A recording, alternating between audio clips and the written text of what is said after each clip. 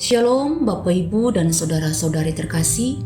Hari ini saya mengajak saudara untuk mengikuti renungan harian yang dikeluarkan oleh Sinode Gereja Kristen Oikumene di Indonesia GKO dengan pola 4M, menerima, merenungkan, melakukan, serta membagikan firman Tuhan.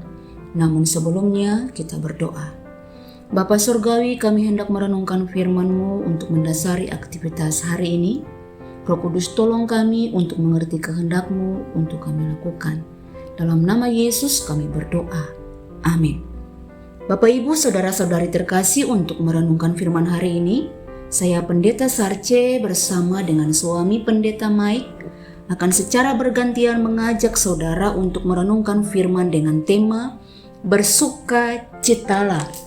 Dalam bacaan Filipi 4 ayatnya yang keempat. Demikian firman Tuhan. Bersukacitalah senantiasa dalam Tuhan. Sekali lagi kukatakan, bersukacitalah. Dari bacaan ini kita akan menggali isi Alkitab dengan pertanyaan berikut ini. Apa yang Paulus perintahkan kepada kita? Yang Paulus perintahkan dalam ayat bacaan ini adalah bersukacitalah. Bersukacita di dalam siapa? Dalam ayat itu dikatakan bersukacitalah di dalam Tuhan. Ukuran sukacita bukan karena kita tertawa terbahak-bahak. Ukuran sukacita bukan karena kita mendapatkan sesuatu yang diharapkan. Bukan pula ukuran sukacita kita merasakan situasi nyaman maupun aman. Ukuran sukacita bukan saya mempunyai ini atau itu. Tetapi yang dimaksud dengan sukacita adalah kemampuan hati untuk bisa menerima setiap peristiwa yang terjadi dalam hidup. Dalam keadaan susah atau senang, baik ataupun buruk, kita harus bersukacita. Itulah sebabnya Paulus mengajak kita dalam keadaan apapun kita harus bersukacita. Demikian yang dialami oleh Paulus ketika dia menulis surat ini. Dia sedang berada di dalam penjara. Suatu keadaan yang tidak mengenakan, mengalami penderitaan dan ketidakadilan. Namun itu tidak membuat dirinya menjadi kecewa, marah, menyerah, tetapi justru sebaliknya. Dia bersukacita dalam penderitaan itu. Itu artinya bersukacita senantiasa bukan berarti tanpa masalah, tanpa persoalan dan tantangan. Tetapi dalam tantangan, dalam persoalan itulah kita tetap harus bersukacita. Sukacita kita itu juga harus berlangsung senantiasa seperti dikatakan dalam firman Tuhan. Itu artinya tidak bersifat sementara atau tergantung pada situasi. Tetapi justru sukacita harus terjadi terus-menerus, artinya senantiasa. Nah, bagaimana kita memperoleh sukacita senantiasa itu tetap ada dalam hidup kita? Jawabannya adalah hanya di dalam Tuhan.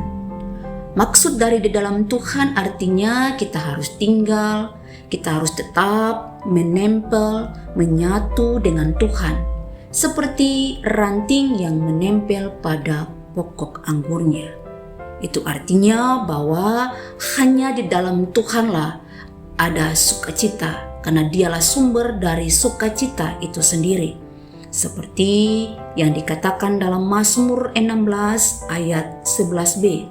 Demikian bunyinya, di hadapanmu ada sukacita berlimpah-limpah, di tangan kananmu ada nikmat senantiasa. Jadi untuk memperoleh memelihara sukacita senantiasa hanya di dalam Tuhan saja. Nah, dari firman Tuhan dan uraian pengajarannya, apa yang menjadi komitmen bagi kita lakukan hari ini? Ya, pelajaran dan komitmen yang kita bisa lakukan hari ini, yang pertama bahwa kita harus memiliki sikap hati yang luas untuk menerima setiap kenyataan peristiwa yang terjadi, baik itu yang mengenakan maupun yang tidak mengenakan. Ada banyak orang yang tidak mampu menerima kenyataan yang terjadi, sehingga mereka kecewa, mereka marah, mereka terluka karena tidak mampu menerima kenyataan itu. Yang kedua, kita harus tetap bersukacita di dalam setiap peristiwa apapun yang kita alami. Dan yang ketiga, pentingnya kita berada dan terus berkomitmen tinggal di dalam Tuhan. Karena hanya dalam Tuhanlah yang menjadi dasar dan landasan kita memperoleh sukacita itu. Bukan hari ini kita tinggal dalam Tuhan, besok kita berada di luar Tuhan. Tapi terus menerus kita berada dalam Tuhan. Amin. Mari kita berdoa. Kami bersyukur Tuhan buat firman hari ini yang membawa kami untuk memperoleh sukacita yang daripada Allah itu. Sehingga sepanjang hari ini dalam seluruh aktivitas dan pergumulan kami tetap bersukacita di dalam Tuhan karena Engkaulah sumber sukacita itu sendiri. Tuhan memberkati setiap orang yang mendengarkan renungan ini.